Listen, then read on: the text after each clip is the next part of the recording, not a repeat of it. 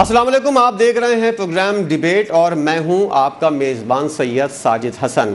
امریکہ اسرائیل ایران جنگ جو ہے یہ طویل ہوگی، مزید پھیلے گی اور اس کے اندر مزید شدت آئے گی۔ دونوں جانب سے اس طرح کی باتیں کی جا رہی ہیں اور امریکہ کی جانب سے اس بات کا ایک بار پھر اشارہ کیا گیا ہے کہ طویل جنگ کے ہم موڈ میں ہیں اور اس جنگ کی مکمل طور پر تیاری ہم نے کی ہوئی ہے۔ ایران یہ نہ سمجھے کہ یہ جنگ جلدی ختم ہو جائے گی، جبکہ علی لاریجانی جو ایران کے رہنما ہیں وہ امریکہ کو جواب دینے میں اس وقت سب سے آگے ہیں اور ہر سوال کا جواب جو ہے ان کی جانب سے دیا جا رہا ہے۔ انہوں نے کہا ہے امریکہ حیران ہو جائے گا کیونکہ ایران نے جتنی تیاریاں کی ہوئی ہیں اس طویل جنگ کے لیے، اس کے لیے تمام تر ہمارے پاس جو ایکوپمنٹ ہیں وہ مکمل ہیں اور اس جنگ کو طویل ہو یا مختصر ہم اس کو ہینڈل کرنے کو، اس کو لڑنے کو تیار ہیں اور امریکہ کو جواب دیا جائے گا۔ ابراہیم لنکن کے اوپر جو حملہ ہوا ہے اس سے امریکہ کو مکمل طور پر جواب مل جانا چاہیے۔ ایران ایٹمی ہتھیار نہ بنانے پر متفق تھا، پاکستان کا یہ موقف ہے، اس کے باوجود بھی مذاکرات میں پیش رفت کے باوجود بھی ایران پر حملہ کیا گیا ہے۔ وزیر خارجہ اسحاق ڈار نے آج سینٹ کے اندر بہت زیادہ باتیں کی ہیں اور اس معاملے کے اوپر انہوں نے کھل کر گفتگو کی اور پاکستان کا کیا موقف ہے انہوں نے اس حوالے سے بھی آگاہ کیا ہے، جبکہ خواجہ آصف صاحب نے بھی ایک اور جانب نشاندہی کی ہے۔ خواجہ آصف نے اپنے بیان کے اندر یہ کہا ہے کہ ایران پر جنگ مسلط کی گئی ہے، زبردستی مسلط کی گئی ہے اور یہ جنگ جو ہے اس کا ایجنڈا اسرائیلی اثر کو پاکستان کی سرحد تک لانا ہے۔ خدا نہ خواستہ کیا پاکستان کو بھی اس جنگ میں کھینچنے کی تیاریاں کی جا رہی ہیں؟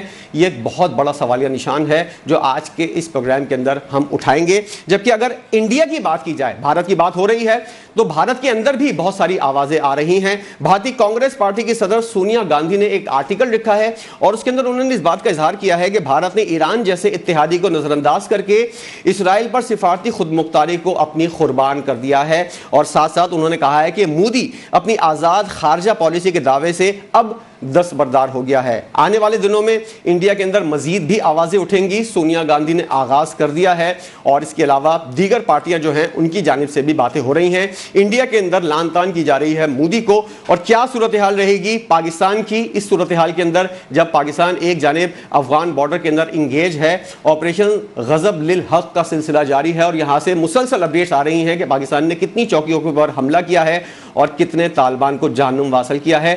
اس مجموعی صورتحال کے اوپر آج کے پروگرام کے اندر ہم بات کریں گے۔ اپنے مہمانوں کے ساتھ میں آپ کا تعارف کرا دوں، بریگیڈیئر ریٹائر غضنفر علی صاحب ہمارے ساتھ موجود ہیں۔ آپ دفاعی تجزیہ کار ہیں اور ماہر ہیں بین الاقوامی امور کے اور جو صورتحال اس وقت چل رہی ہے اس کے اندر اپنی رائے کا کھل کر اظہار کرتے ہیں۔ عبداللہ گل صاحب ہمارے ساتھ موجود ہیں، آپ چیئرمین تحریک نوجوانان پاکستان کے چیئرمین ہیں اور آپ بھی اس تمام تر معاملے کے اوپر کافی گہری نظر رکھے ہوئے ہیں۔ دونوں مہمانوں کا بہت شکریہ ادا کروں گا۔ بریگیڈیئر صاحب آپ سے گفتگو کا میں آغاز کرتا ہوں۔ یہ جنگ طویل ہوگی اور طویل جنگ کے لیے تیار رہنا چاہیے۔ جو صورتحال بن چکی ہے اس کے اندر یہی نتیجہ اخذ کیا جا رہا ہے کہ جنگ اگر طویل ہوتی ہے تو اس کے اثرات پورے خطے کے اوپر پڑیں گے۔ کس جانب آپ صورتحال کو جاتا ہوا دیکھ رہے ہیں اور اگر یہ جنگ طویل ہوتی ہے تو پاکستان سمیت پورے خطے کے اوپر اس کے کیا اثرات مرتب ہوں گے؟ یہ پہلے جو پاکستان کے اوپر جو اپنے اثرات کے حساب سے آپ نے کہا اس کے لیے ایک چیز کوٹ کرنا چاہوں گا جنگ کی طوالت یا اس کی کانڈکٹ کے حساب سے، وہ یہ ہے کہ ایک یو ایس وار سیکرٹری کا ایک بیان ابھی چل رہا ہے، وہ ایکس پہ بھی آ رہا ہے اور اس نے یہ کہا ہے کہ جو ممالک ہیں، یعنی آپ کے جو پورے سوال کے جواب کے اندر پہلے امریکن کی پالیسی کے حساب سے آپ دیکھیں، وہ کہتا ہے کہ جو ممالک جو ہیں جو اسلامک ریلیجیس لیڈرشپ کے ذریعے گائیڈڈ ہوتے ہیں، یا انگریزی میں اس نے کہا the countries guided by Islamic religious leadership should not be allowed to possess nuclear weapon.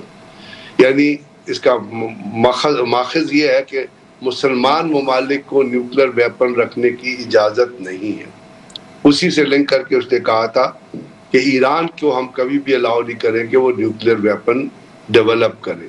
اور دوسری بات یہ ہے کہ پاکستان ایک ڈکلیئرڈ نیوکلیئر ویپن اسٹیٹ ہے اور کل اس کو الجزیرہ کے چینل کے اوپر D G I S P R نے بڑا کیٹیگوریکلی کمٹ کر دیا ہے، جس کا مطلب یہ ہے کہ پاکستان سے چھیڑ چھاڑ can take this region into a nuclear war. اب اس سے آگے چلتے ہیں اور اس سے آگے چلتے ہوئے آپ کو یہاں پہ امریکہ کی اور اسرائیل کی انٹینشن کا تو پتہ چل گیا، اور اس سے اگر آپ اس کو اور ڈاکومنٹڈ کرنا چاہتے ہیں تو کل پینٹاگون نے کے اندر پینٹاگون نے کوئی 90 منٹس کی بریفنگ دی ہے ہاؤس اپنا کانگریس کو، جس میں ڈیموکریٹس بھی تھے اور ریپبلکنز بھی تھے، اور وہاں پہ انہوں نے یہ کہا ہے کہ سی آئی اے نے بہت پہلے 3-4 ہفتے پہلے اپنے اسٹیمیٹس میں بتا دیا تھا کہ اگر آپ خمینائی کو صاحب کو ٹارگٹ کریں گے، شہید کریں گے، تو جو ایران کے اندر لیڈرشپ آئے گی وہ اس سے بھی زیادہ ہارڈنڈ ہوگی۔ دوسرا وہاں پہ ایک بڑا کلیئرٹی سے یہ کہہ دیا ہے ٹرمپ کے خلاف کہ ٹرمپ نے جو تھیسس لیا تھا ایران پہ حملہ کرنے کا، وہ یہ تھا کہ ایران وہ بیلسٹک میزائل بنا رہا ہے جو امریکہ کو ہٹ کر سکتے، تو انہوں نے کہا، ان کی سی آئی اے نے اور ان کی انٹیلیجنس میں، کہ اس کے کوئی شواہد جو ہے وہ انٹیلیجنس اسٹیمیٹ کے ذریعے ہمارے پاس موجود نہیں ہے۔ اس کا مطلب ہے کہ انہوں نے کہہ دیا کہ ٹرمپ نے پوری دنیا سے، اسرائیل سے اور امریکہ سے جھوٹ بول رہا ہے۔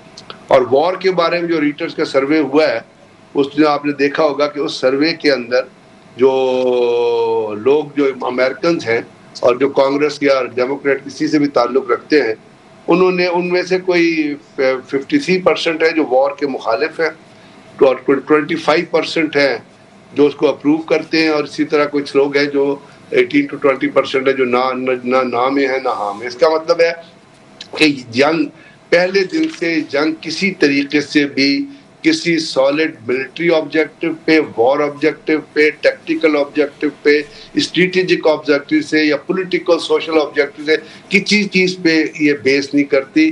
اس کا پورا منبع جو ہے وہ ہے مذہبی جنون، اور وہ مذہبی جنون وہ ہے جو نیتن یاہو نے ایک اسٹیٹمنٹ دی تھی کہ میں 40 سال سے خواب دیکھ رہا تھا کہ اب ایران کے اوپر میں حملہ کروں گا اور خامنائی اور ایران کی لیڈرشپ کو ٹارگٹ کروں۔ تو یہ ہے جو اس وقت نیکسس ہے زیونزم کا، اور امریکہ کے اندر جو ہائی گریڈ کرسچنز نیوکونز ہیں ان کا، اور اس کے مل کے وہ نہ صرف ایران پہ بلکہ پورے مڈل ایسٹ پہ انہوں نے ایک آگ لگا دیا ہے۔ اور کل یو اے ای میں اور بحرین میں اور قطر میں وہ موساد کے ایجنٹس کو 4 گرفتار کیے گئے ہیں جو ان ملکوں کے اندر بامبنگ کرنا چاہتے تھے۔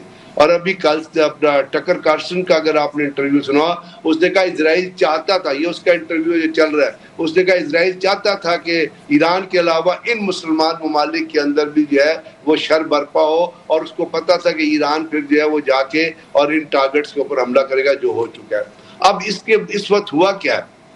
اب جب ایران نے حملہ کر دیا اور آئی ڈی ایف سے اسرائیل سے بھی حملہ ہو رہا ہے، تو ایران نے تو کلیئرٹی سے بتا دیا تھا کہ جی ہمارے پاس جو میزائلز ہیں وہ آپ بھول جائیں گے۔ اب انہوں نے ہائپر سونک میزائل بھی استعمال کیے ہیں، ان کے پاس رشیا نے جو CM-300 اینٹی شپ میزائل دیا تھا وہ بھی ابھی ان کے پاس موجود ہے، اور اس کے ساتھ ساتھ جو بیری بیڑا ہے وہ بھی کھڑا ہے۔ جو ایران کے جو امریکہ نے جو ڈسٹرائر لے کے آیا تھا، اس کے اوپر جو 4 ڈسٹرائر کے اوپر، ایک ڈسٹرائر کے اوپر جو 96 میزائل تھے وہ بھی اس نے استعمال کر دیے۔ تو ابھی اس کا مطلب ان ڈسٹرائرز کو ری آرم ہونا ہے، اور ری آرم ہونے کے لیے ان کو آنا ہے پورٹ پہ، اور پورٹ ہے صرف بحرین میں، اور وہاں پہ اس وقت برائے اسٹیٹ آف ہارموز بلاک ہوئی ہے۔ تو آپ کے جو جو آپ کے لاجسٹکس شپ آنے ہیں وہ کس طرح آئیں گے، یہ ایک بہت بڑا سوال ہے۔ پھر ایران جس طرح فائر کر رہا ہے، تو اس کا مطلب اس کا کنکلوژن یہ نکلتا ہے جو آپ کہہ رہے ہیں کہ جنگ کہاں تک جائے گی، کہ اس وقت یہ اوپن وار ہونے کے بعد اور اس کا تھیٹر جو ہے وہ انلیمیٹڈ ہونے کے بعد یہ ایک وار آف ایٹریشن بن گئی۔ اور آپ کو پتا ہے وار آف ایٹریشن کا ملٹری ٹرمینالوجیوں میں یا دنیا کی ٹرمینالوجیوں میں مطلب یہ ہوتا ہے کہ یہ وار جو ہے یہ اب آہستہ آہستہ آگے چلے گی، اور جب وار آف ایٹریشن آپ لڑتے ہیں تو اس کے اوپر جو ایڈورسریز ہوتے ہیں ان کی اکنامک کاسٹ بہت زیادہ اس وار کی بڑھ جاتی ہے۔ یعنی اگر آپ ایک صرف امریکہ کی طرف سے ایک بیری بیڑے کو مینٹیننس کے اوپر جائیں تو اس کا ایک دن کا خرچہ جو ہے وہ کوئی 6,636 ارب ڈالر جو ہے وہ بنتا ہے ایک دن کا خرچہ، جس کے اندر وہ 5,000 لوگوں کو لے کے چل رہے تھے، اس کے ساتھ ڈسٹرائرز ہیں۔ اور دوسری بات یہ ہے کہ اب جو ایران نے جو ٹیکنالوجی استعمال کی ہے اس میں آپ یہ دیکھیے گا کہ ایران جو ہے جو میزائل فائر کر رہا ہے وہ اس میں شہاب 3 ہو گیا، یا ان کے ساتھ جو ان کا خیبر چکن ہو گیا، یا جو بھی چیز اس میں شہاب 3 جو ہے وہ ایک میزائل کاسٹ کرتا ہے 1 to 2 ملین ڈالر۔ بریگیڈیئر صاحب جو جن چیزوں کی آپ نے نشاندہی کی ہے، یہ صاف طور پر لگ رہا ہے کہ اگر ایسا ہی ہو رہا ہے اور ایسا ہو بھی گیا تو یہ پورے خطے کی تباہی کی جانب جانے والی صورتحال ہے۔ عبداللہ گل صاحب، جو حقائق بریگیڈیئر صاحب نے رکھے ہیں، خواجہ آصف صاحب نے جو بیان دیا ہے انتہائی اہم بیان ہے کہ ایران جو ہے ایٹمی ہتھیار کے معاملے سے دستبردار ہو گیا تھا، لیکن اس کے باوجود بھی مذاکرات کے اندر پیش رفت ہو رہی تھی، پھر بھی حملہ کیا گیا۔ تو یہ خطے کے اندر جنگ مسلط کرنے کے اثرات کیا ہوں گے اور اس کے مقاصد کیا ہیں؟ جو بریگیڈیئر صاحب نے نشاندہی کی ہے اس سے تو صاف لگ رہا ہے یہ خطہ تباہی کی جانب جا رہا ہے، آپ بھی ایسا سمجھتے ہیں؟ بسم اللہ الرحمن الرحیم، بہت بہت شکریہ۔ یہ خطہ تباہی کی طرف جا چکا ہے، اور تباہی کیا ہوتی ہے آپ دیکھ لیں، پوری دنیا کی اکانومی کا ستیہ ناش ہو گیا، پوری دنیا کی اسٹاک مارکیٹ جو ہے وہ کریش ہو گئی ہے، اسی طریقے سے آبنائے ہرمز بند ہو گئی ہے، دنیا کا 40% ٹریڈ جو ہے وہ بند ہو چکا ہے، تیل کی قیمتیں جو ہیں وہ بڑھ گئی ہیں، LNG کی پروڈکشن رک گئی ہے، سعودی ارامکو جو ہے وہ بند ہو گئی ہے۔ تو دنیا کی 3 بڑی ایئر لائنز جو ہیں، قطر اور ساتھ ہی اتحاد اور ایمریٹس انٹرنیشنل، یہ بند ہو چکی ہیں۔ ہزاروں لاکھوں لوگ جو ہیں وہ اس ٹائم پہ دے آر اسٹینڈرڈ۔ تو اب آپ مجھے یہ بتائیے کہ یہ کیا خیر لا رہا ہے؟ پھر جو خود بلومبرگ لکھ رہا ہے اور دا ہرٹ جو اسرائیلی اخبار ہے وہ لکھ رہا ہے، وہ رپورٹ دے رہا ہے کہ جناب اس ٹائم پہ جو پیٹریوٹک ڈیفنس سسٹم ان کے پاس تھا، پیٹریوٹ ڈیفنس سسٹم، اس کے اندر جو ان کا گولہ بارود ہے، جو اس کی بیٹریز ہیں، وہ ختم ہو چکی ہیں اور 4 دن کا زیادہ سے زیادہ اسلحہ رہ گیا ہے۔ اسی وجہ سے ڈونلڈ ٹرمپ نے 4 دن کی جنگ کا بولا تھا، لیکن اب وہ ہفتوں پہ جو ہے محیط یہ جنگ بول رہے ہیں۔ جو بریگیڈ صاحب نے بات کہی جو بڑا ضروری ہے، پیٹ ہیگسیٹ کی، جو امریکن سیکریٹری آف وار ہیں اس ٹائم پہ، اس نے توبہ استغفار بولا ہے، پروفیٹک ڈیلوژنز، یعنی کہ اسلامک پروفیٹک ڈیلوژنز، توبہ استغفار کے پیغمبرانہ، اسلامی پیغمبرانہ فریب، یہ لفظ استعمال کیے ہیں۔ کیا آج جو ہے پوری عالم اسلام کو اس کے اوپر کھڑے ہو کے سمجھنا نہیں چاہیے؟ تو بہرحال یہ تو ایک علیحدہ بات ہے، اس کا مطلب واضح ہے کہ انہوں نے کہا ہے کہ ہم اسلامک کسی کے اوپر نہیں رہنے دیں گے۔ ابھی میرا پرسوں کا آرٹیکل موجود ہے، اس کے اندر لکھا ہے کہ ایران بہانہ، پاکستان نشانہ، اور آپ دیکھ لیجئے کہ پاکستان کا یہ جو بوم ہے یہ ان کے لیے تکلیف دے رہا ہے، جس کی وجہ سے DGISPR صاحب نے ایسے وقت میں یہ بیان کیوں دیا الجزیرہ کو، جبکہ ہماری جنگ جو ہے وہ تو افغانستان سے اس ٹائم پہ اور انڈیا کے ساتھ ہم نبرد آزمائیں، تو پھر ہمارا جو معاملہ ہے وہ ایک آؤٹ آف دا وے جا کے یہ بیان اس لیے دیا کیونکہ انہوں نے کہا کہ ہم تسلیم شدہ ایک نیوکلیئر پاور ہیں، اور اگر پاکستان کے ساتھ کچھ ہوا تو پھر اس کے ہارفک نتائج ہوں گے جو دنیا نے شاید پہلے کبھی نہ دیکھے ہوں گے۔ اس سے پہلے ہمارے قابل فخر فیلڈ مارشل نے جو ہے وہ جا کے امریکہ کے اندر کھڑے ہو کے یہ بات کی تھی کہ مجھے وہ دنیا پسند نہیں ہے جس کے اندر پاکستان نہ ہو۔ ہمیں جو ہے الحمدللہ ہم مضبوط ہاتھوں کے اندر ہیں، ہمارا جو ہے دفاع مضبوط ہے، اور دنیا کو یہ کھایا جا رہا ہے۔ اسی وجہ سے جو ہے انہوں نے پہلے افغانستان سے حملہ کروایا، اس کے بعد جو ہے اب انڈیا اس درک کے اندر ہے کہ کہیں پاکستان کمزور ہو تو ہم پکڑیں، اور تیسری جانب وہ چاہتا ہے کہ اسرائیل کی جو فوجیں ہیں یا پرو اسرائیل فورسز جو ہیں وہ یہاں آ جائیں تاکہ پاکستان کے اوپر دباؤ بڑھے اور ہم ان کو ڈی نیوکلیئرائز کریں۔ دشمن کا ایجنڈا بڑا واضح ہے، ڈی نیوکلیئرائز کرنا، ڈی ملٹرائز کرنا، ڈی اسلامائز کرنا اور ڈی لنک کرنا اس کو چائنا اور سینٹرل ایشیا سے، تاکہ پاکستان کی ترقی ممکن نہ ہو۔ اس کے اندر جو اب صورتحال بن رہی ہے اس ٹائم پہ، پوری جو اس ٹائم پہ وار اس ٹائم پہ جو سامنے چل رہی ہے، اس کے اندر اگر آپ وار ارینا کے اندر دیکھیں تو اس ٹائم پہ انیشیٹو ایران کے پاس ہے، انیشیٹو امریکہ کے پاس، اسرائیل کے پاس نہیں ہے۔ اس ٹائم پہ جو وہ چاہتے ہیں وہ ہو رہا ہے۔ انہوں نے جنگ کو پھیلا دیا ہے، کیوس پیدا کر دیا ہے، کیوٹک سچویشن ڈیولپ کر دی ہے، اور نظر یہ آ رہا ہے کہ اس ٹائم پہ حالات جو ہیں وہ بہت ہی زیادہ خطرناک ہوتے جا رہے ہیں، خاص طور پہ جبکہ رشین جو فیڈریشن کی جانب سے جب بیان آتا ہے کہ ابھی تک جو ہے دنیا تیسری جنگ عظیم کی طرف نہیں گئی، لیکن دنیا تیسری جنگ عظیم کی طرف چلی جائے گی اگر ڈونلڈ ٹرمپ نے اپنے رویوں کے اندر جو ہے تبدیلی نہ لائے۔ آنے والے دنوں میں اس رویے میں عبداللہ گل صاحب کوئی تبدیلی آنے کا امکان بھی نہیں ہے، جس طرح کے بیانات دیے جا رہے ہیں ڈونلڈ ٹرمپ کی جانب سے. اور میں آپ کو ایک بات کی یقین دہانی کرا دوں, جو فیلڈ مارشل صاحب نے امریکہ کے اندر کھڑے ہو کے بیان دیا تھا کہ پاکستان کے بغیر دنیا ان کو پسند نہیں ہے, اور پوری پاکستانی قوم جو ہے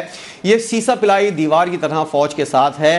جس طرح بھی پاکستان کی حفاظت فوج کر رہی ہے اس کے اندر جو ہے پوری ملکی اور نوجوانوں کی اور پورے پاکستان کی حمایت حاصل ہے. بریگیڈیئر صاحب جو باتیں کی ہیں عبداللہ گل صاحب نے, اگر مودی کا کردار کی بات کی جائے, ایک طرف اسرائیل کے اندر نیتن یاہو ہے اور دوسرا پارٹ 2 انڈیا کے اندر نیتن یاہو کا مودی ہے. مودی کو جو ہے وہ لان تان کا سلسلہ تو جاری ہے. سونیا گاندھی نے جس طرح آرٹیکل کی آپ نے بات کی کہ وہ آرٹیکل لکھا ہے, اس کے علاوہ پاکستان کے اندر اس جنگ کو انوالو کرنا, مودی اسرائیل جاتے ہیں واپس آتے ہیں اور اگلے دن جو ہے وہ افغان طالبان جو ہیں وہ پاکستان کے اوپر حملہ کر دیتے ہیں. تو کیا لنک بنتا ہوا نظر آ رہا ہے؟ اور خدا نہ خواستہ میرے منہ میں خاک کہ اگر اس جنگ کے اندر جیسا کہ خواجہ آصف صاحب نے بیان دیا ہے کہ پاکستان کو ساتھ لانے اور پاکستان کو جو ہے وہ اسرائیلی اثر کو پاکستان کی سرحد تک لانا ہے, اگر ایسا ہو گیا تو پھر کیا ہوگا سر؟ نہیں, میں چاہوں گا کہ اب پاکستان کے جو سینیریو کو ہے اس کو بالکل الگ رکھے, پاکستان کی جنگ کے سینیریو کو اسرائیل کے ساتھ, اس لیے کہ اس وقت جو چیزیں چلی ہوئی ہیں وہ کنٹینیوس بارڈرز کے اوپر چیزیں چلی. لیکن انڈیا کی تو پوری کوشش ہے نا کہ کسی طرح پاکستان کو انوالو کیا جائے, کسی طرح اندر لایا جائے. میں آپ سے عرض کر رہا ہوں نا, میں آپ سے عرض کر رہا ہوں کہ وہ کیا چیزیں, اس میں کچھ کانسیپچول چیزیں ہیں, اور کانسیپچول چیزیں یہ ہیں جو بہت پہلے 1947-48 کی ہیں, وہ آج کی نہیں ہے. وہ 48-49 میں بین گورین نے اور اس کے بعد گولڈا میئر نے ایک بیان دیا تھا جو آج ریکارڈ پہ موجود ہے. انہوں نے کہا تھا کہ دو ہی دنیا میں دو ملک ہیں جو آئیڈیالوجی پہ بنے, ایک پاکستان ہے اور ایک اسرائیل ہے. تو ہمیں بھی پاکستان سے خطرہ ہے, اور انہوں نے انڈیا کو کہا تھا کہ آپ کو بھی پاکستان سے خطرہ ہے. اور اس وقت سے لے کے اب تک اسرائیل کے اندر یا انڈیا کے اندر کوئی پاکستان کے لیے کوئی اچھے جذبات یا کوئی پرو خیالات یا دوستی کے جذبات پیدا نہیں ہوئے, اور اس کا مظاہرہ آپ نے بارہا انڈین لیڈرشپ کی طرف سے دیکھ لیا. اور انڈیا کے جو اسرائیل کے تعلقات ہیں وہ آج کے نہیں ہیں. انڈیا کے جتنے لیڈر ہیں واجپئی سے لے کے نیچے تک, اور جتنے ان کے چیف آرمی اسٹاف ہیں, جتنے ان کے را کے چیف ہیں, سب نے اسرائیل کا دورہ کیا. اور انڈیا کی جو اسپیشل یہ جو اینٹی ٹیررسٹ فورسز ہیں ان کو باقاعدہ اسرائیل مساعد کی اینٹی ٹیررسٹ فورسز نے, اور مساعد میں ایک ونگ ہے جس کو کہتے ہیں مٹسیڈا, اور مٹسیڈا وہ ونگ ہے جو ہائی گریڈ ٹیررسٹ ٹریننگ بھی, اس میں آپ لوگوں کو مارنا, قتل کرنا, ان کے سر ٹوٹا, اس مٹسیڈا ونگ جو ہے وہ بڑے عرصے تک انوالو رہا ہے انڈیا کی اینٹی ٹیررسٹ فورسز کو ٹریننگ. تو مجھے اس میں کبھی شک ہی نہیں تھا, آپ تو آج کی بات کر رہے ہیں نا, مجھے تو کبھی شک نہیں تھا کہ اسرائیل جو ہے وہ پاکستان, اور اس سے پہلے آپ نے دیکھا کہ زرزیاو کے زمانے میں پاکستان کی نیوکلیر سائٹ پہ حملہ کرنے کی کوشش کی گئی, اور اس کے لیے باقاعدہ اسرائیلی طیارے آ کے اونتی پورہ ایئر فیلڈ پہ, سری نگر ایئر فیلڈ پہ کھڑے ہوئے تھے. جب پاکستان کو یہ پتہ چلا تو رات کے 12 بجے انڈین ایمبیسڈر کو بھی بلایا گیا تھا, اس کے بعد چیزیں وہ آپ کو کتابوں میں مل جائیں گی. تو اسرائیل کی تو بڑی, کیونکہ اسرائیل نے اس کے بعد آپ کو پتہ ہے عراق کا بھی نیوکلیر پروگرام ڈسٹرائے کیا. اس وقت جو آپ بات کر رہے ہیں انڈیا کی یہ کوشش ہے, اور جس طرح اس نے افغانستان کے ذریعے پاکستان کے اوپر حملہ کرایا تھا, اور وہ یہ کوشش کر رہے ہیں کہ پاکستان کے اندر جو ہائبرڈ وار, جو ٹیررسٹ وار ہے, جو ٹیررزم کی جنگ ہے, اس کو بڑھاوا دیا جائے. اسی لیے آپ نے دیکھا افغانستان کی لیڈرز کی طرف, کچھ افغانستان کے کچھ لوگ ہیں ان کی طرف سے اسٹیٹمنٹ آئی تھی کہ جی ہمارے پاس نیوکلیر سوسائڈ بمبار پڑے ہیں, اور یہ ہے, اور یہ تمام کا تمام صرف انڈیا کی خواہش نہیں ہے, یہ خواہش ہے اسرائیل کی بھی اور یہ خواہش ہے انڈیا کی بھی, کیونکہ اس وقت ہندوتوا کا بھی ایک نیکسس جو ہے مذہب کی وجہ, مذہبی جنونیت ہے. یہ ٹیررزم جو ہے اس وقت جو ہو رہا ہے وہ ٹرمپ, نیتن یاہو اور نریندر مودی کی مذہبی جنونیت کی وجہ سے ہو رہا ہے. تو اس کے اندر وہ چاہتے ہی ہے کہ ڈائریکٹ وار کی جگہ انڈائریکٹ وار کی ٹیکنیک استعمال کرتے ہوئے پاکستان کے اندر یہ دہشت گردی کے واقعات کو بڑھتی ہے. آج جو پاکستان نے افغانستان کے خلاف پالیسی اختیار کی ہے, اور جو کلیئرٹی اس کے اندر آپ کو آ رہی ہے, اس میں بارہا ہم یہ کہتے تھے, اور یہ فیکٹ ہے, اگر آپ ملٹری ٹرمینالوجی میں دیکھیں یا وار اینڈ ٹیررزم کے خلاف دیکھیں کہ جب تک آپ اس قسم کے ٹیررسٹ کے بیسز کو نہیں ہٹ کرتے, ٹریننگ سینٹرز کو نہیں ہٹ کرتے جہاں سے ٹیررزم ایمنیٹ کر رہا ہے, اس وقت تک کبھی بھی یہ ٹیررسٹ جو ہوتے ہیں یہ جو ہے اپنی کارروائیوں کے اندر سیپ کوئی اپنا کمی نہیں لے کے آتے. اب یہ ٹیررزم کہاں سے ایمینیٹ ہو رہا تھا؟ اس میں 100% یہ ٹیررزم افغان لیڈرشپ جو افغانستان کے اندر ایک کرمنل سنڈیکیٹ بیٹھا ہوا ہے. آج وہ انڈیا سے پیسے لے رہے ہیں. جب رشیا نے حملہ کیا تھا تو امریکہ سے پیسے کھاتے تھے اور ان کے بھوت چاٹتے تھے. تو اب ان کی کوشش یہ تھی کہ پاکستان کے اندر اس دہشت گردی کے اسکیور کو بڑھاوا دیا ہے, کیونکہ جہاں تک international border line of control کا تعلق ہے اس کے اوپر امریکہ نے بھی دیکھ لیا ہے اور انڈیا نے بھی دیکھ لیا ہے کہ پاکستان یہ کیپیبلٹی رکھتا ہے کہ ڈیپ انسائڈ جا کے وہ انڈین ٹارگٹ کو بھی ہٹ کرے گا. اسی لیے آپ نے دیکھا کہ جب ایران کے اندر اسرائیل نے حملہ کیا تھا تو وہاں را کے نیٹ ورکس پکڑے گئے تھے. اب یہ ایرانین کی بھی ایک بہت بڑی غلطی ہے کہ بھئی آپ کو پتہ ہے کہ ملک آپ کے خلاف ہے, even then you are giving them Chabahar, پھر بھی آپ ان کو ڈیپینڈ کر رہے ہیں. اور یہ بھی آپ کو پتہ ہے کہ ایران کے اندر بڑے عرصے تک را کا ایک بڑا افیکٹو نیٹ ورک موجود رہا ہے, جو اس وقت بھی موجود تھا جب اسرائیل نے ایران پہ حملہ کیا تھا اور 74 را کے نیٹ ورک. جی بریگیڈیئر صاحب, یہ ایک غلطی نہیں, ایران نے کافی غلطیاں کی ہیں جن کا خمیازہ جو ہے یقینی طور پر ایران کو بھگتنا پڑ رہا ہے. ایران کی حمایت چائنا نے کر دی ہے, کتنا فائدہ ہوگا اس حمایت سے ایران کو؟ اور آبنائے ہرمز کی بندش کی وجہ سے کہا ہی جا رہا ہے کہ مہنگائی کا ایک نیا طوفان آ جائے گا. اس کے اوپر اس سیگمنٹ کے اندر پروگرام کی ہم بات کریں گے. عبداللہ گل صاحب تو ہمارے ساتھ آلریڈی موجود ہیں. ہمیں جوائن کیا ہے ظفر اللہ شیخ صاحب نے. آپ سابق سفیر ہیں اور پاکستان کا نقطہ نظر کیا ہونا چاہیے, کیا ہوگا, اس حوالے سے ان سے بات کریں گے. عبداللہ گل صاحب, بات ادھوری رہ گئی تھی. اب جو ہے ایران کی حمایت بھی بڑھتی جا رہی ہے, چائنا نے کھل کر حمایت کر دی ہے. کیا چائنا اس پوزیشن کے اندر ہے جس طرح اسرائیل کی حمایت جو ہے امریکہ کر رہا ہے, چائنا اس طرح ایران کی حمایت کر سکتا ہے یا نہیں؟ کیا ایسی پاسبلٹی ہے یا نہیں؟ اور دوسرا یہ کہ صورتحال اگر چائنا قریب سے دیکھ رہا ہے تو روس کی کیا ذمہ داری بنتی ہے اس تمام تر صورتحال کے اندر؟ ایک بہت بڑا فریق روس بھی ہے, کیا وہ بھی اسی طرح آگے آ کر ایران کی حمایت کرے گا؟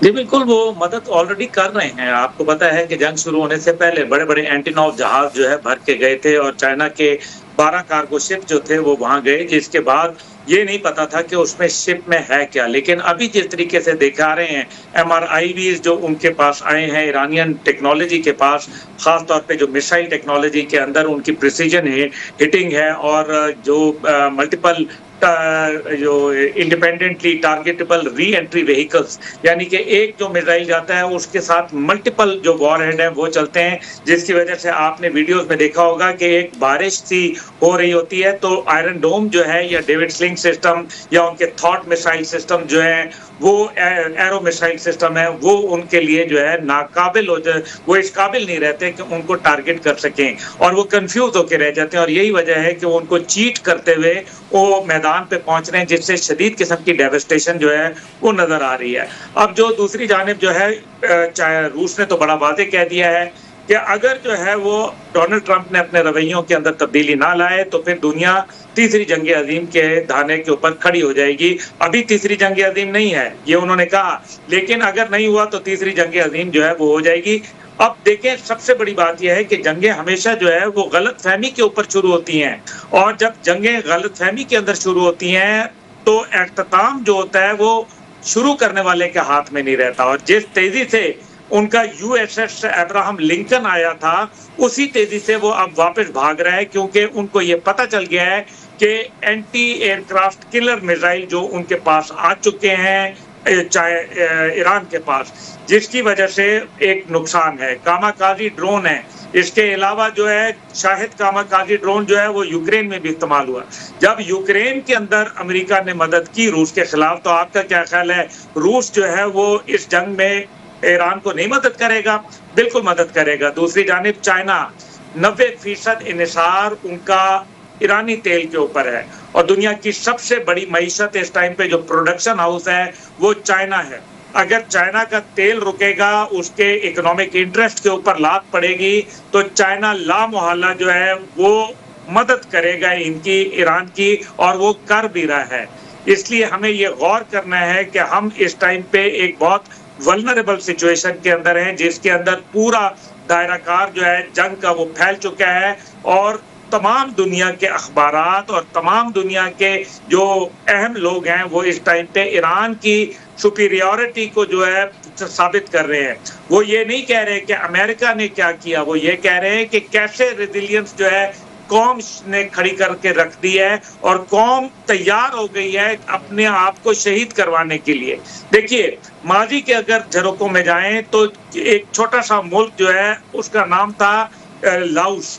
لاؤس جو ہے اس کے اوپر 5 سال بمباری تواتر سے جو ہے B-52 بمبر جو ہے وہ کرتے رہے, لیکن B-52 بمبر جنہوں نے بمباری کی اس کے باوجود, اور یہ بمباری اتنی تھی جتنی دوسری جنگ عظیم میں پہلے نہیں ہوئی تھی, اور جتنا گولہ بارود دوسری جنگ عظیم میں استعمال ہوا اس سے کہیں زیادہ لاؤس کے اوپر استعمال ہوا. لیکن کیا لاؤس فتح ہو گیا؟ کیا افغانستان میں رجیم چینج کرنے امریکہ گیا؟ کیا رجیم چینج کر لی؟ اور یہ آپ نے بریگیڈیئر صاحب سے سوال پوچھا تھا, میں بھی اس میں ایڈ کر دوں نریندر مودی کے حوالے سے. سونیا گاندھی نے جو بات کہی ہے اس کو بہت اہمیت کی حامل ہے, کیونکہ انہوں نے چارج شیٹ کر دیا ہے. انہوں نے ماضی کے اندر بھی یہ بات کی کہ ایپسٹین فائل کے اندر نریندر مودی کے مکروہ دھندے جو ہیں وہ شامل ہیں, جس سے اس کا بال برہمچاری ہونے کا بھرم جو ہے وہ پھوٹ کے رہ جائے گا. یہی وجہ ہے کہ نریندر مودی اسرائیل کے آگے دم ہلاتے ایک کتے کی طرح پھر رہا ہے. اور ساتھ ہی ساتھ جو نریندر مودی کا اس ٹائم پہ عالم ہے وہ یہ ہے کہ وہ ہر بات جو اس کے ملک کے خلاف ہو وہ کر رہا ہے. سونیا گاندھی کہتی ہیں کہ اس نے زاہدان کے اوپر پہلے دیکھیں کہ انہوں نے اجازت دی کہ آپ وہاں پوسٹ بنا لیں, وہاں اپنی کونسل خانہ بنا لیں, پھر اس کے بعد زاہدان سے ان کو وہاں سے فارغ ہونا پڑا. ایران کے ساتھ ان کے ایک دہائیوں کے اوپر محیط ریلیشن شپ تھے جس کو اس نے کمپرومائز کیا. آیت اللہ خامنائی کی شہادت کے اوپر ایک خاموشی اختیار کی, جس کے اوپر جو ایک ان کا انڈیپینڈنٹ پالیسی تھی کہ جی ہم تو انڈیپینڈنٹ خارجہ پالیسی رکھتے ہیں, اس کا بھرم جو ہے وہ بیچ بازار پھوٹا ہے. خود ان کے اپنے لوگ نریندر مودی کو آڑے ہاتھوں لے رہے ہیں, اور بی جے پی کی قیادت یہ کہہ رہی ہے کہ نریندر مودی کو ریٹائر ہو جانا چاہیے.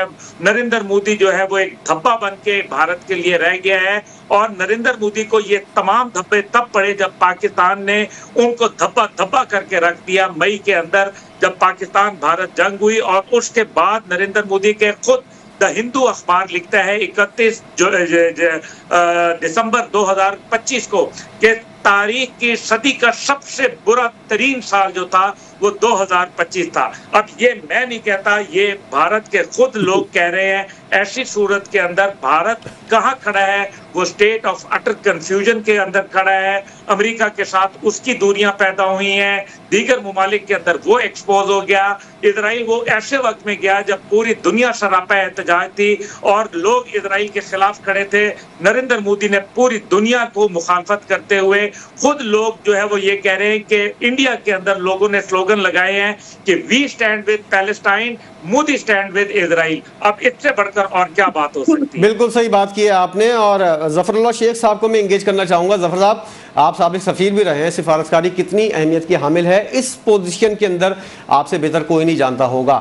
بہرحال پاکستان نے ایران کو یہ واضح کر دیا ہے کہ ہماری سرزمین جو ہے وہ ایران کے خلاف استعمال نہیں ہوگی, اور اب یہ چانسز جو ہیں کہ ایران کی جانب سے عرب ممالک کے اوپر جو حملے ہو رہے ہیں, ایسا کوئی حملہ پاکستان کے اندر ہو, اس طرح کے چانسز جو ہیں ان کا تو خاتمہ ہو گیا ہے. اس کا کریڈٹ یقینی طور پر نون لیگ کی حکومت اور اس کی سفارتکاری کو جاتا ہے, ساکھدار کو جاتا ہے, وزیر اعظم کو جاتا ہے کہ انہوں نے جس طرح ملکوں کے ساتھ رابطے کر کے ان کو انگیج کیا اور اپنی طور پر اپنا راستہ جو ہے وہ بتایا کہ ہمارا راستہ کیا ہے.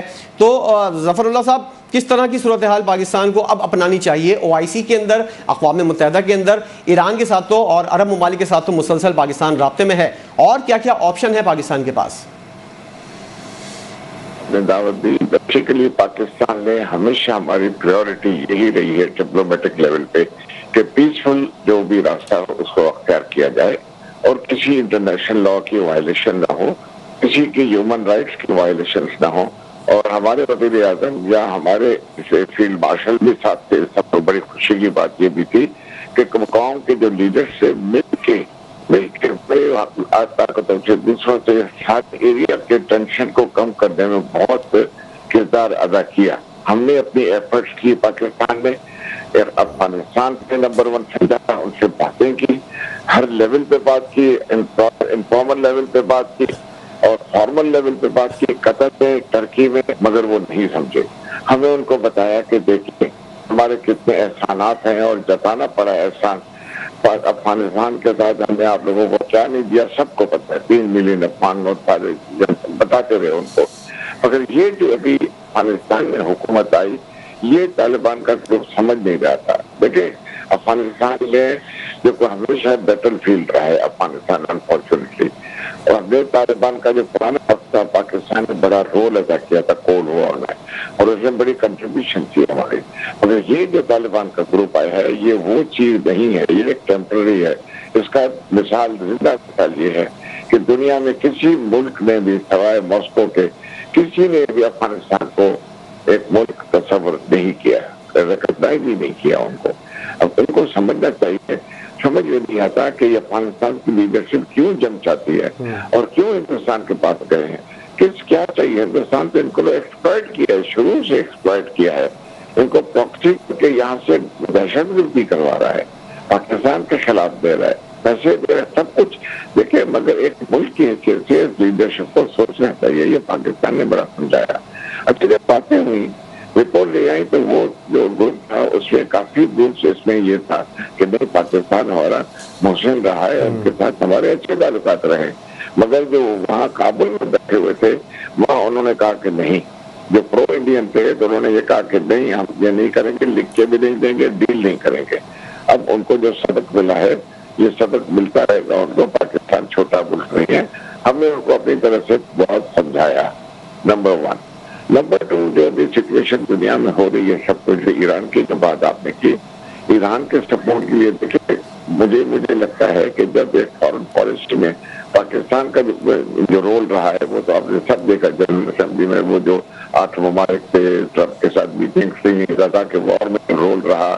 ہم نے بڑا نیوٹرل رول رہا. ہم نے یہ بھی نہیں کہا کہ ہم فوجیں بھیجیں گے, ہم نے کلیئرلی کہا کہ ہم فلسطینیوں کے جو بھی ان کا جو رائٹس کے خلاف اگر کوئی بھی چیز ہوئی اسے پاکستان پارٹیسپیٹ نہیں کیا.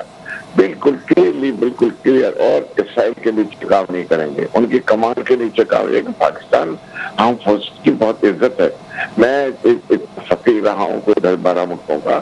سچ پوچھیں کہ جہاں بھی میں گیا ہوں الحمدللہ ہمارے ملک کی اور فوج کی خاص کر کے اتنی عزت ہے کہ آپ سوچ نہیں سکتے. ہماری فوج بہت اچھی, اسی وجہ سے وہ انہوں نے بالکل ریفیوز کیا ہے. نے کہا یہ نہیں ہو سکتا کہ ہم کسی کے نیچے کام کریں. لو مدد کریں گے, ہماری پالیسی ہے فلسطین ریاست بنے, اس کے لیے ہم لڑنا ہے ڈپلومیٹک لیول پہ. اوور آل پاکستان کی پالیسی ہمیشہ یہ رہی ہے. میں ڈائریکٹر جنرل بھی رہا ہوں فارن پالیسی کا, پالیسی اور پلاننگ کا منسٹر فارن افیئرز میں. مگر ہماری پرائرٹی آبجیکٹو یہ رہا ہے کہ we should remain peaceful and have good relations with the neighboring countries and also especially in the ہمارے گلف کے ساتھ سارے برادروں کے جو مشکلات ہے باقاعدہ سب کو فون کیے, ان کو باقاعدہ کہا کہ ہمارا آپ بالکل صاف ہے. سیکورٹی کاؤنسل میں ہمارے مندوب نے کہا کہ یہ ایران کے اوپر ہوا ہے, یہ انٹرنیشنل کی وائلیشن ہے اور یہ غلط ہوا ہے. سو ایران پہ تو امریکہ میں خود بیٹھے چل رہے ہیں کہ یہ غلط ہوا ہے. یہ جو ساری چیزیں تو میری نظر میں یہ ہے کہ ٹھیک ہے اپنی پالیسی کو سمجھتے ہیں جو بھی ہے, مگر میرا خیال ہے کہ ایران پہ یہ جو حملہ ہے یہ کاؤنٹر پروڈکٹیو ہو رہا ہے. ٹھیک ہے, آپ کی بات سے یہ تاثر آ رہا ہے کہ پاکستان صحیح سفارت کاری کر رہا ہے اور اسی طرح پاکستان کو جو ہے آگے بڑھنا چاہیے. ساتھ رہیے گا ظفر اللہ شیخ صاحب, بہت اہم باتیں بھی آپ کے ساتھ کرنی ہے ابھی. بریگیڈیئر صاحب, جو ایک پاکستانیوں کا خدشہ ہے, جو فکر مندی ہے کہ آبنائے ہرمز بند ہوا ہے, 40% جیسا کہ آپ نے کہا 40 سے 50% تیل کی پیداوار اور اس کی آمد و رفت کا سلسلہ جو ہے وہ ایک راستہ بند ہو گیا ہے. اس سے پوری دنیا کے اندر جو ہے وہ مہنگائی کا طوفان آئے گا. تیل کی قیمتیں بڑھیں گی, تیل کی پیداوار کم ہوگی اور اس کی سپلائی کم ہوگی تو اس کی مانگ میں اضافہ ہوگا, اس کی وجہ سے اس کی قیمتوں میں اضافہ ہوگا اور ایک مہنگائی کا نیا طوفان جو ہے پوری دنیا فیس کرے گی. پاکستانیوں کو کیا کرنا پڑے گا اس صورتحال کے اندر, کیونکہ انڈیا سے تو پاکستان کی چیزیں آ نہیں سکتی, ان سے ویسے ہی ہمارا لڑائی چل رہی ہے, افغانستان کے ساتھ بھی ہماری لڑائی ہے, ایران کے جو حالات ہیں وہاں سے بھی کچھ آ سکتا تھا اگر نارمل صورتحال ہوتی, ایران کے اندر بھی جنگ چل رہی ہے, تو پاکستان کے پاس آپشن کافی محدود ہیں. تو ہم سمجھ سکتے ہیں کہ اگر یہ جنگ طویل ہوتی ہے اور آبنائے ہرمز کافی زیادہ دن تک بند رہتی ہے تو پاکستان بھی اس مہنگائی سے متاثر ہوگا. بالکل, پاکستان بنیادی طور پہ جو چیز ہے جو آبنائے ہرمز کے ذریعے پاکستان میں جو ضروری چیز جو آتی ہے وہ تیل کی سپلائی. یعنی تیل جو جتنا پاکستان کے اندر آتا ہے، اگر تیل آپ جو خود ہی کہا، اگر یہاں پہ آئل اگر دنیا میں اس وقت میرا خیال 92 برنٹ کے اوپر جو ہے وہ $92 کے اوپر برنٹ جو ہے وہ چلا گیا ہے، اور امید اور کہا یہ جا رہا ہے کہ اگر یہ اب نیا عمر بند رہی تو 130 140 پہ جائے گا، تو 130 اور 140 پہ جائے گا، چلے اس کی قیمت تو بڑھ جائے گی، لیکن جب سپلائی نہیں آئے گی تو ڈیمانڈ اور سپلائی کا جب مسئلہ ہوگا تو آپ کو پتہ ہے پھر جب انرجی سے ہر چیز کی پرائز ریلیٹڈ ہوتی ہے، آپ کی ڈومیسٹک کنزمپشن کی بھی پرائز ریلیٹڈ ہے، آپ کی انڈسٹری کی بھی ریلیٹڈ ہے، ایگریکلچر کی بھی ریلیٹڈ ہے، تو اس میں مہنگائی پاکستان کے اندر بھی اور پاکستان کے علاوہ پوری دنیا آپ دیکھیے نا، گلف جو ہے دبئی ہو گیا، ابوظہبی ہو گیا، باقی جو ممالک ہے، قطر ہو گیا، بحرین، یہ کس سے چلتے ہیں؟ یہ تو ٹورزم سے چلتے ہیں نا، ان کی ساری انڈسٹری ٹورزم پہ اور ایکسپیٹ پہ منحصر ہے۔ اب وہاں سے لوگ بھاگ رہے ہیں، یعنی بھاگنے کے لیے وہ جیٹ کی پرائزز جو ہیں، جو پرائیویٹ جیٹ ہے، ان کی پرائزز کو 10 گنا ان کو لے جانے کی اوپر چلی گئی۔ ایون وہ کہہ رہے ہیں کہ جو ٹیکسیاں گھر سے لے کے ایئرپورٹ تک جاتی ہیں ان کے بھی کرائے 10 گنا بڑھ گئے، اور اگر ٹورزم ان کنٹریز میں نہیں چلے گا تو پھر کیا حال ہوگا؟ پوری دنیا میں ایک مہنگائی کا طوفان برپا ہوگا۔ ایران تو پہلے ہی چیزوں کو برداشت کرتا رہا، باقی ملکوں کو تو عادت نہیں رہی نا، دبئی کو عادت نہیں ہے، یو اے ای کو عادت نہیں ہے۔ تو ایک چیز جو میں نے آپ سے عرض کیا نا، جو وار آف اٹریشن ہوتی ہے، یہ صرف اس کا صرف تعلق جو ہوتا ہے وہ صرف جو فوجی چیزیں ہوتی ہیں یا فوجی حکمت عملی ہوتی ہے، ڈیفینس، اس سے نہیں ہوتا۔ اس کے افیکٹ تمام جو زندگی کے جتنے شعبے ہیں ان کے اوپر ہی اس کے ایفیکٹ آتے ہیں۔ اب جتنے وہاں پہ شپ لائنر کھڑے ہوئے ہیں، اور آپ کو پتا ہے ایک شپ لائنر کی جو انشورنس کاسٹ ہے وہ ایک دن کی انشورنس کاسٹ کلاسل ہوتی ہے۔ اب وہ انشورنس کمپنیاں کہہ رہی ہیں کہ ہم آگے شپوں کو انشور ہی نہیں کریں گے، اور انشور کاسٹ جو پے کرنی پڑے گی اور جو ٹرانسپورٹیشن کی چیزیں ہوگی، اگر وہ برائے حرمت سے ہٹ کے الٹرنیٹیو روٹ سے آتے ہیں تو وہ 15 سے 20 دن وہ روٹ لیتا ہے، اس کے اندر آپ دیکھ لیجیے جو تیز ڈیلیور بھی ہوگا اس کی قیمت کدھر جائے گی۔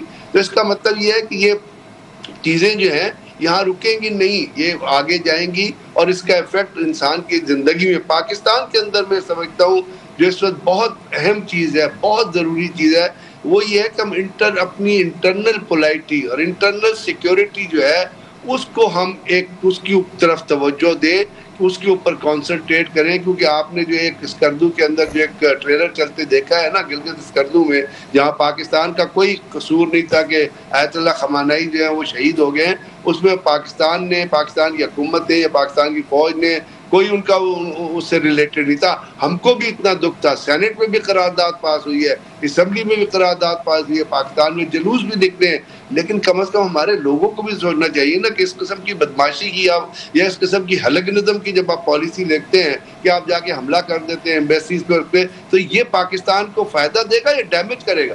This is going to damage Pakistan, اور اس تمام ڈیمیج کا ایفیکٹ پاکستان کی پبلک کے اوپر ہوگا، لوگوں کے اوپر ہوگا۔ جذبات اپنی جگہ، لیکن تمام چیزوں کا ریئل، اور اس کے اندر پھر آتی ہے اینٹی اسٹیٹ فورسز۔ جو کچھ گلگت اور بلتستان کے اندر ہوا ہے اس کے اندر وہ تمام anti state forces which are being harbored by India، جیسے ہم پہلے ذکر کر رہے ہیں کہ نریندر مودی کا جو یا انڈیا کا جو بیسک ایم ہے یا بیسک یقینی طور پر بریگیڈیئر صاحب جو آپ نے بات کی ہے کہ پاکستان کو انٹرنل سیکیورٹی کے اوپر خاص طور پر توجہ دینی ہے، اور مجھے لگتا ہے کہ دی بھی جا رہی ہے، جسی وجہ سے یہ معاملات اتنے زیادہ نہیں بڑھ سکے، ان کو اسی وقت کنٹرول کر لیا گیا۔ ظفر اللہ شیخ صاحب، پاکستان کے پاس اب بیک اپ کیا ہونا چاہیے؟ دیکھیں جیسا کہ بریگیڈیئر صاحب نے کہا کہ تیل کی پیداوار جو ہے وہ متاثر ہوگی اور اس کا اثر پاکستان کے اوپر پڑے گا، کون کون سے ایسے آپشن ہیں پاکستان جن کو یوز کر سکتا ہے کہ اگر آپ ہرمز کے ذریعے تیل نہیں آ رہا تو پاکستان اپنی ضرورت کا تیل جو ہے وہ کہیں سے درآمد کر لے؟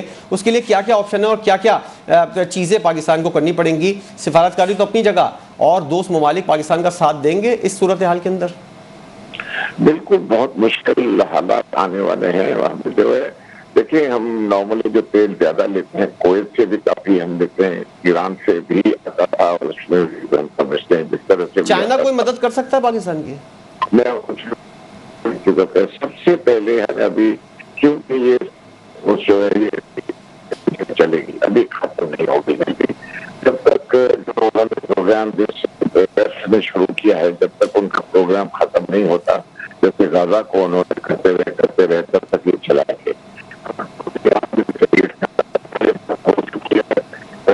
اور چائنیز چپ نہیں بیٹھے، اب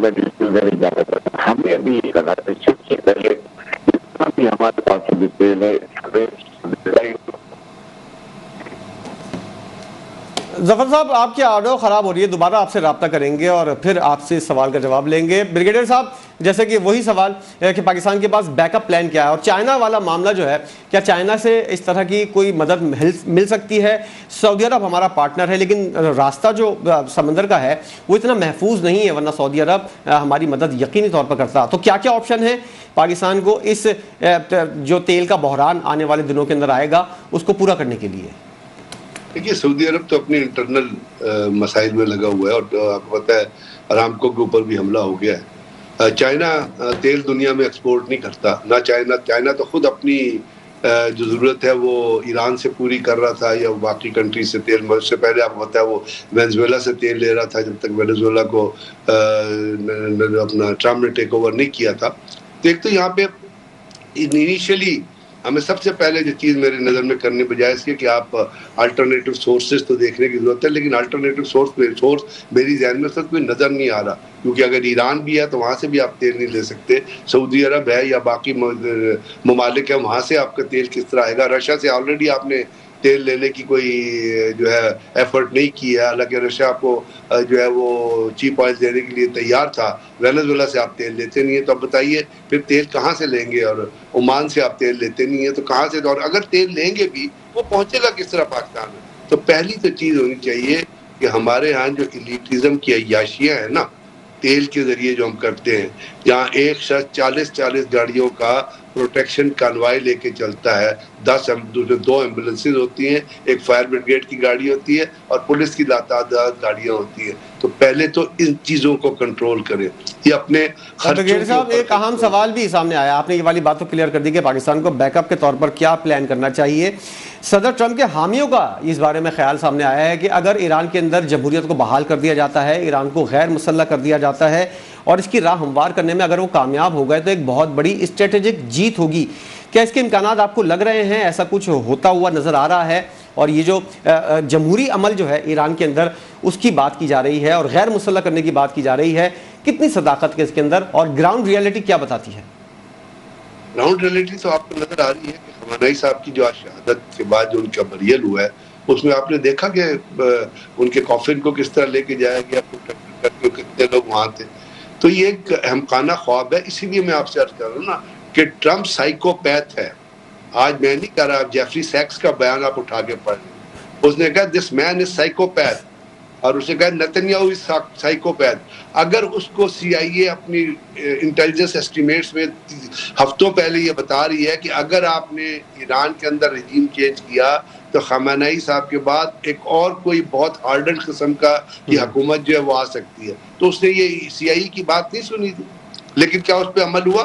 آج اگر آپ کو ان کا سیکٹری آف وار یہ کہتا نظر آ رہا ہے کہ ہم مسلمان ممالک کے پاس ہم جوہری طاقت نہیں چھوڑ سکتے، تو اس سے آپ کو اس کی عقل کا اندازہ نہیں ہوا کہ وہ کیا کہنا چاہ رہے ہیں۔ تو یہ کہنا کہ ایران کے اندر جمہوریت بحال ہو جائے گی رجیم کے، اور پھر رضا شاہ پہلوی کے جیسے بیٹے کو پرپوز کرنا جو جا کے اسرائیلیوں کے ساتھ مل کے وہاں پہ وال آف ویل پہ ٹوپی پہن کے جو ہے وہ عبادت کر رہا ہے۔